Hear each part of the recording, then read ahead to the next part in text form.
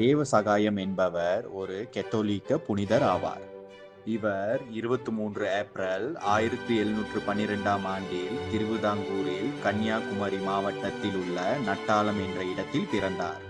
இவருடைய இயற்பெயர் நீலகண்டன் என்பதாகும். இந்து குடும்பத்தில் பிறந்த இவர் கிறிஸ்துவ மதத்திற்கு மாறியதும் தனது பெயரை லசாருஸ் என மாற்றிக்கொண்டார். லசாருஸ் என்பதற்கு தமிழில் தேவசகாயம் என்று அர்த்தம். இதனால் இவர் தேவசகாயம் என அழைக்கப்பட்டார். உயர்ந்த சாதியை சேர்ந்த இந்துக்கள் கிறிஸ்துவ மதத்தை தழுவக்கூடாது என்ற அன்றைய திருவிதாங்கூர் மன்னரின் கட்டளையை மீறி மதம் மாறியதால் இவர் கொலை செய்யப்பட்டதாக நம்பப்படுகிறது. சிறு வயதிலேயே அறிவு மற்றும் பல கலைகளில் தேவசகாயம் தேர்ச்சி பெற்று இருந்தார். பின்னர் இவர் திருவிதாங்கூர் மன்னரான மார்த்தாண்டவர்மனின் அரண்மனையான பத்மநாபபுர கோட்டையில் கருவூல அதிகாரியாக வேலையில் சேர்ந்தார்.